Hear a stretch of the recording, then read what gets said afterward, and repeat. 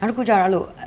ရင်ပူတာတို့အဲ့လိုအစာရင်အချင်ပေါက်တာတို့ဒါမှမဟုတ်လို့ရှင်လဲအစာမကြည်တာတို့ဆိုလို့ရှင်ရောဒီလိုဂျယ်တုပ်လေးတွေတောက်လို့ရလားဆရာ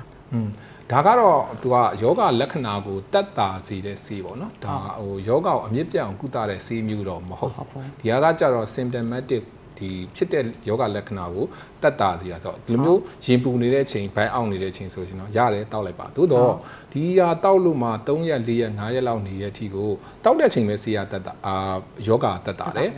ပြီးရင်ပြန်ဖြစ်တယ်ဆိုတာမျိုးဆိုတော့တခြားတွဲဖက်ပြီးတော့အဆိုင်နဲ့တက်ဆိုင်တဲ့ဆေးမျိုးတွေကတွဲဖက်ပြီးတော့ပေးဖို့လိုအပ်လာပြီပေါ့နော်အဲ့လိုမျိုးဆိုလို့ရှင်တော့ဒီဆေးရုံဆေးကန်းပြတာပြီးတော့ဆရာဝန်ရဲ့ညွှန်ကြားချက်နဲ့သူတို့ပေးတဲ့ဆေးတွေတောက်ဖို့ကတော့ပိုပြီးအရေးကြီးပါဒီဆေးကတော့ယောဂလက္ခဏာတက်တာစီကို1ရက်2ရက်ဆိုရင်တော့တောက်တယ်ရေရှည်အထိတောက်ဖို့ကတော့ဒီတခြားဆေးတွဲဖက်ပြီးတော့တောက်ဖို့လိုအပ်ဖို့များပါတယ်ဟုတ်ကဲ့ပါဆရာဒီလို cremate gel ကိုလေအဲ့လိုနေ့စဉ်ပေါ့နော်ပုံမှန်ဘာမှမဖြစ်ဘဲနဲ့လေတောက်သုံးသွားလို့ရလားဒါမှမဟုတ်လို့ရှိရင်ခုနလည်းမျိုးရင်ပူတာတို့အစာမကြည်တာတို့အစာရင်အောက်နာတို့မှတောက်တာပို့ပြီးတော့တင့်တော်တာဆရာအနေနဲ့ဆိုလို့ရှိရင်ဘယ်လိုအကြံပေးခြင်းလဲဆရာသူကတော့နေ့စဉ်